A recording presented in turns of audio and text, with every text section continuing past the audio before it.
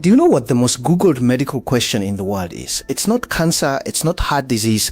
It is this: why does my stomach hurt? Millions of people every month are quietly typing that into their phones. It's usually late at night, usually after a meal, and usually there is a little bit of worry involved. I'm Dr. Roberts, and today I'm going to answer it properly for you. We'll look at what is normal. We'll cover what's not normal and what is actually causing that bloating and pain that you might be feeling. Stay with me to the end for those specific warning signs that mean you need to go see a doctor. They are the part that matters most, so please don't skip them. It could save you a lot of worry. Quick note first, this is general information, not medical advice. See your own doctor about your own specific symptoms. Let's start with something reassuring. Some bloating is completely normal. Your gut is a long muscular tube and gas is natural. A healthy person passes gas somewhere between 10 and 20 times a day. Your abdomen genuinely gets bigger after meals. If you feel full and gassy after a big plate of beans, your body is working, not failing. That's digestion. The problem is when it stops being occasional, when you're bloated most days, or when the pain starts to interrupt your life. Here's the first and most common cause, and it catches a lot of people. You're swallowing air.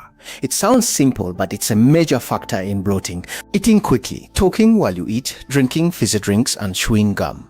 All of these habits send extra air into your gut. Smoking and drinking through a straw also contribute. All that air has to come out, often leading to upper pain. Slowing down and chewing properly sounds like basic advice, but for many, it's genuinely most of the answer for relief. The second cause is constipation, and people underestimate it badly. You might still be going regularly and feel perfectly normal. If waste is moving slowly through your bowel, it ferments, and gas builds up behind it. You end up bloated. That trapped gas creates a heavy, uncomfortable feeling that lasts all day, making you feel full even without eating much. The fix is usually 3 pillars: more fiber, more water, and more movement. These work together to keep you regular. Add fiber slowly. A sudden jump can actually increase bloating at first while your gut bacteria adjust to the change. The third cause is food intolerance, specifically lactose. This is important because it's actually the normal human default worldwide. Most adults worldwide lose the ability to digest lactose properly after childhood. It's not a disease, it's a natural biological change. If milk or soft cheese leaves you bloated and rushing to the toilet shortly after, that's a very clear clue. Try removing it properly for 2 weeks, then reintroduce it and watch what happens. Your body will give you the answer. Fermented dairy like yogurt is often tolerated much better because the bacteria have already broken down the lactose for you. It's a great alternative. Next, there's a group called FODMAPs: onions, garlic, wheat, and beans. They contain carbohydrates that are often poorly absorbed. These foods are fermented by your gut bacteria, producing gas.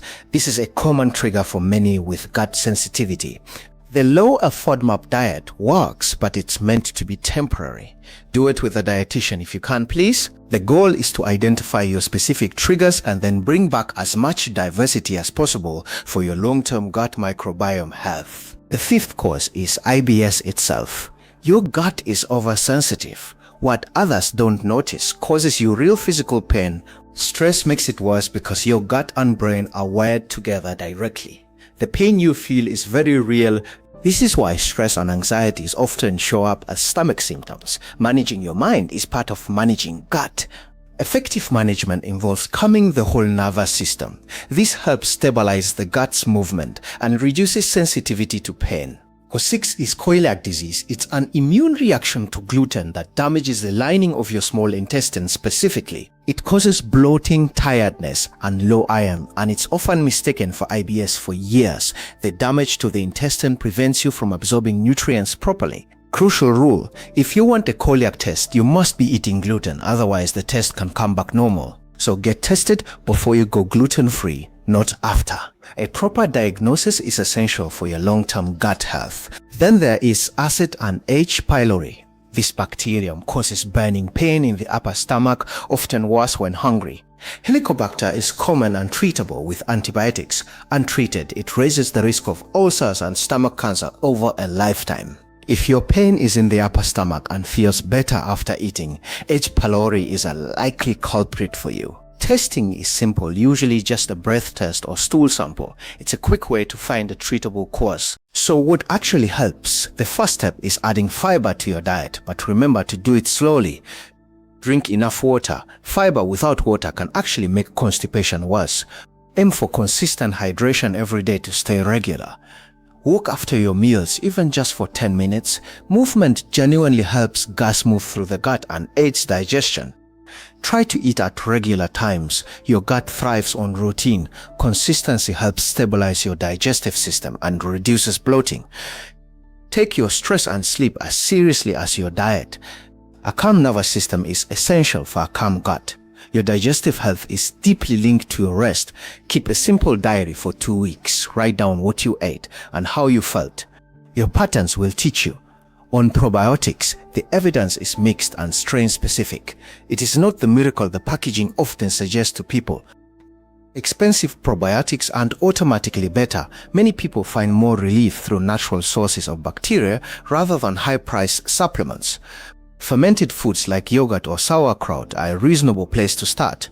They provide diverse beneficial bacteria for your gut. Now, the part I most want you to remember: some symptoms need a doctor immediately, not just a diet change. Blood in your stool or black tarry stools. These are clear signs that your body needs a professional medical evaluation right away. Don't ignore them. Losing weight without trying is another major red flag. If the numbers are dropping and you aren't dieting, see a doctor. Difficulty swallowing or the feeling of food sticking, don't try to manage this yourself. They need to be checked professionally. Vomiting that keeps happening is another serious sign. It indicates that something more significant may be happening with your stomach lining. Pain that is severe enough to wake you from your sleep at night. This is a significant sign that needs to be discussed with your clinician immediately. A new bowel habit change lasting weeks, especially if you're over 45. This is a key health screening indicator for everyone. A lump in your abdomen or being told you're anemic, both findings require a thorough investigation to find the cause. Finally, a strong family history of bowel cancer. If any of this is you, stop experimenting and get seen. Most of the time, it will turn out to be something manageable. That's why it's worth checking. Early action leads to best outcomes. So let's bring it all together. Some bloating is normal, so don't panic. Most issues come down to that short list. Air, constipation, lactose, poorly absorbed carbs, IBS, coeliac, or acid. Work down that list calmly with your medical team.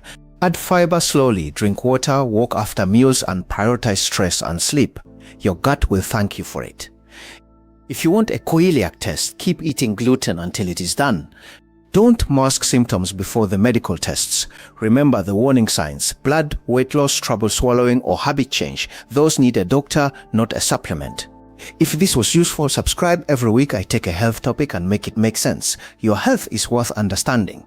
Look after yourself, stay informed, and I'll see you in the next one. Goodbye for now and take care.